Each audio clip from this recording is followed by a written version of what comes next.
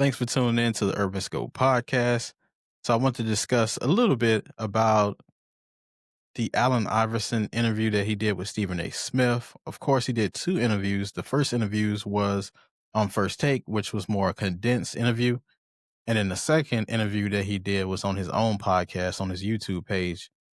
Very good listen to. I believe the first one that was clipped up on YouTube from the First Take segment was only like 9 minutes, but the one he did on his podcast that Stephen A did was about 35 minutes. So it was more in depth, of course, on his personal page. And he does have a unique relationship with Allen Iverson going all the way back to 1996 when Iverson played for the 76ers. Of course, he was a beat writer for the Sixers, so he followed Allen Iverson and the Sixers exclusively.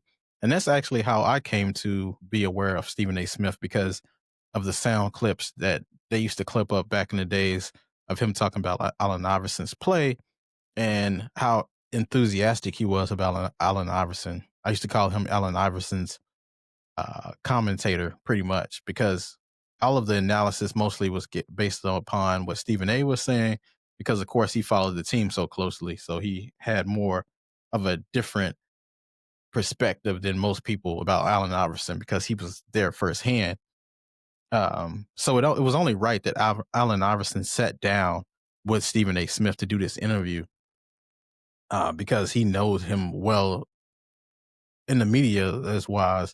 Stephen A. was the person that he knew the most, and Stephen A. always gives Iverson credit for his ascension and his recognition because he know that when people talked about Iverson when he was at his peak, it put Stephen A. on the map, and he was able to put him at ESPN and things like that, and propel him to one of the most highest paid, you know, ESPN voices ever. So he does always credit him for that. But of course, Iverson is pushing this book that his misunderstood memoir that he just put out, which I have to read. I just obtained it. I'll have to um, read it pretty soon here when I get the time. But I'm pretty sure it's a great read because he was such an interesting person and personality. And at his peak, Iverson was the guy. So he was, LeBron times two pretty much. As far as off the court goes, everybody knew about him, and he talked about this stuff about the partying and about being the life of the party and all these different things. So it's interesting or exciting to see him actually talk about these things in that way and just being honest and being more transparent because he really didn't like the media a lot other than Stephen A because the media always gave him a bad rap. And one of the most popularized thing about Iverson was that conference that he did, press conference he did talking about the practice. And that is one of the most epic rants of all time, up there with any other rant that you want to put up there. But that is the most popularized thing. And he actually talks about that in the book. It's in actually the first section of the book. He actually brings that up. But this interview here just reassured me or brought back the memories of Allen Iverson, how he was the most fearless player to ever play in the league, especially at his size. They created him at 6 foot, but we knew he was probably maybe 5'10", maybe. But he was one of the most fearless players ever. He played through so many injuries, and he really didn't give an excuse for things, even though he was a partier, things like that. But he never shortchanged the fans, especially early in his career in those 76er days. But I think once he left the 76ers, he kind of lost his love for the game a little bit, especially after he left the Nuggets. It was kind of difficult to see after that point. But Iverson was just such an inspiration to anybody who came up as a kid trying to learn to play the game of basketball, especially if he was undersized. He definitely inspired so many people. And I think this book would be an inspiration for the younger players that's in the league now and players that are in college and so forth, just to show that, how to get out of your own way and things like that. Cause he talked about his family life and his marriage and how he lost it, but he actually able to get it back.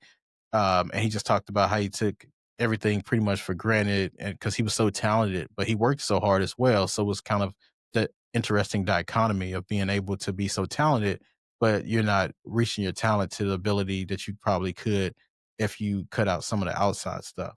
So it's one of those journeys that I think younger kids will hold on to because he actually did it. He's been there, he's done that. He's not just talking from third party or just seeing it as a casual fan. He was actually a player in the league, and he was actually one of the most important pieces in the league. And whether they wanted to give him the credit or not, he was one of the faces of the league.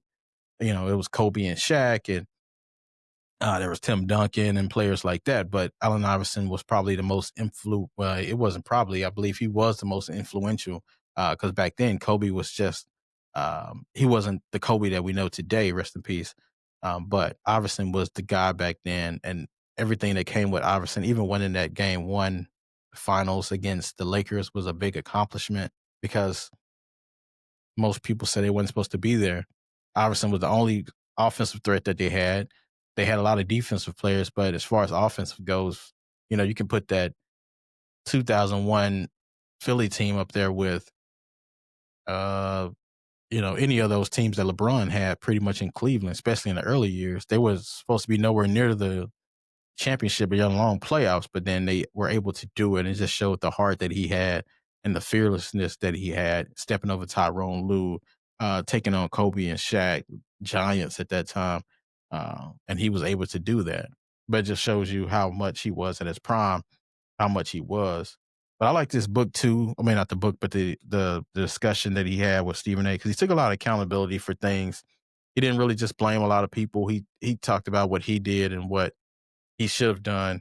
So I do like that aspect of it. And then just Iverson as a player, I think that it's just amazing to see that in a 1996 draft, which is arguably the best NBA draft of all time, probably next to that 1984 draft with Charles Barkley and Michael Jordan and all those different players. That 96 draft was to be reckoned with. You had Iverson, of course, you had Ray Allen, you had Kobe, you had Peja Stojakovic, Stephon Marbury, Steve Nash. That was a loaded draft that Iverson became, I want to say, the second best player in behind Kobe. And Iverson proved that he was worth it all, because he was the number one overall pick.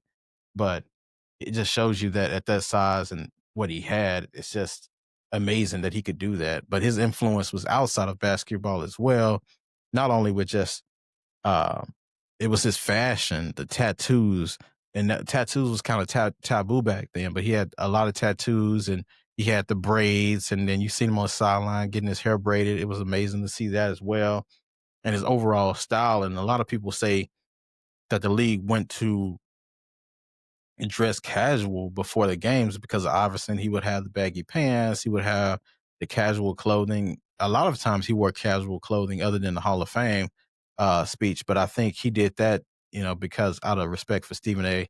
Stephen A. told him he had to wear a suit and things like that.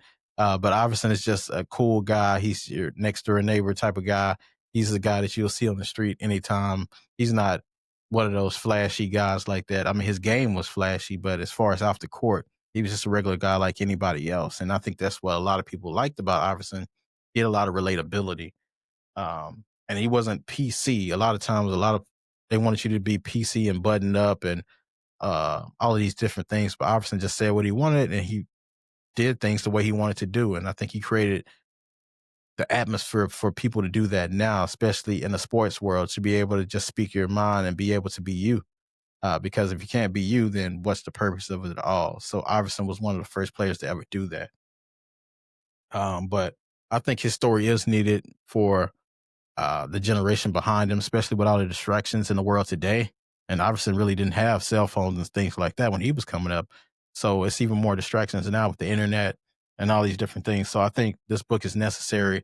And hopefully there's a biopic to come from it or some kind of TV miniseries, because I think his life is that interesting that it's a story that needs to be told, and I think it'll be very entertaining. So it'll be uh, interesting to see if they'll be able to come out with that eventually. I'm pretty sure it will. But the memoir is out, Misunderstood. I definitely will be checking that one out. And until next time, I'll see you next time.